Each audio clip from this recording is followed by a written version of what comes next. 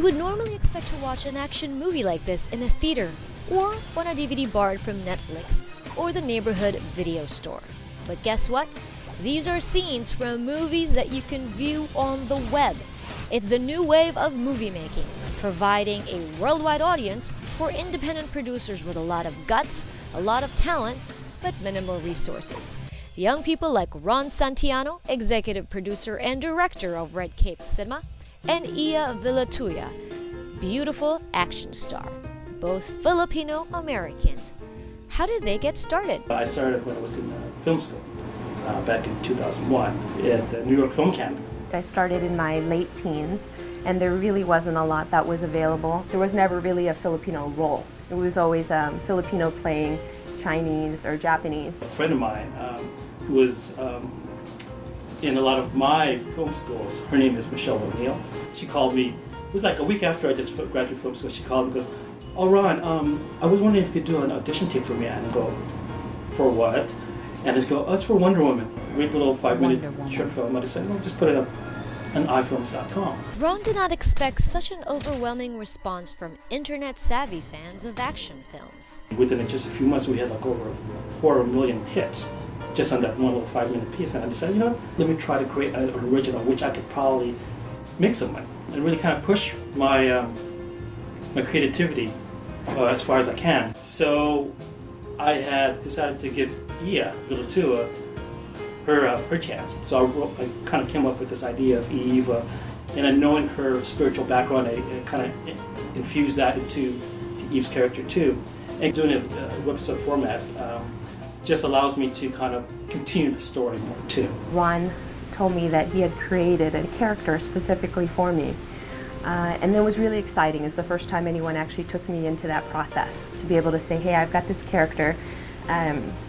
She's a sword fighter or a samurai. So I was already excited just at the idea of being able to utilize martial arts for the first time in film. Then when he started to tell me about the character itself, I was really compelled. Eve is actually a very dramatic character. You meet her when she's 12 and she's lost her parents. So most of her life is spent on the street. And she's really trying to formulate her identity and figure out who she is. And Eve gives you an opportunity to kind of see her journey and her process. Eve, Beauty and the Blade was an exciting experience that literally required a lot of back-breaking work. We worked with Peter Steves, who's the one who actually teaches real samurai sword fighting. He studied in Japan himself, so I got to do private coaching with him. And that was really amazing. I have a martial arts background in Taekwondo, but this was a chance to actually use props and actually work with the sword.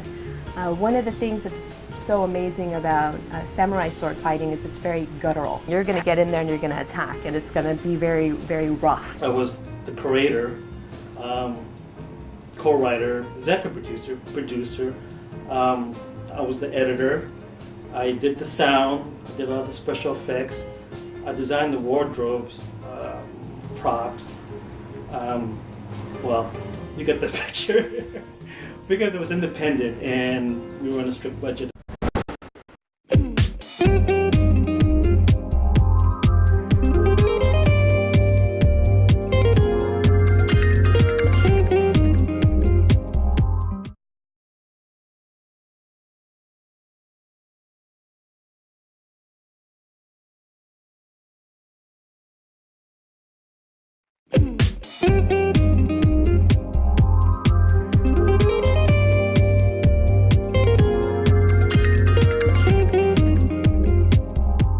Red Cape Cinema is set to do more ambitious projects as Ron and his associates get to master the new creative and technological environment they are operating in.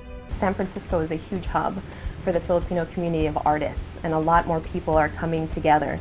Screenwriters to directors, filmmakers, and a huge pool of talent. I see a lot of filmmakers really experimenting more differently with the new genres. New types of filmmaking, new techniques, which is really great. And I'm just kind of glad to be part of that new independent filmmaking wave. Where do they get their drive? Who or what inspires them? I kind of have a creative obsession. I always want to feed my exhibition. I have to always kind of keep doing something. I got to just make sure that what I do is done right too. But I don't mind all this hard work because I would consider it actually not work. It's play. I'm having a good time with it. Kate Winslet would probably be the one actress that I really look up to today as a young actress. Her characters are very, very defined. What she does with them is pretty magical, though. It's just in the smallest moments of her, in her eyes or in a facial expression, she tells an entire story. I think that growing up with my mom and just a single parent like that kind of influenced me to develop these characters. It's sort of like, I guess an outgrowth of my childhood. I want to kind of give these female characters, strong but sensible, but yet have purpose in life. And their advice to fellow Pinoys who want to follow in their footsteps? Not to give up, not to get discouraged by the way Hollywood would want to try to define you. But the other side of it is really being able to do a non-traditional route. I feel like this is the beginning of that, or we're really starting to pick up some momentum.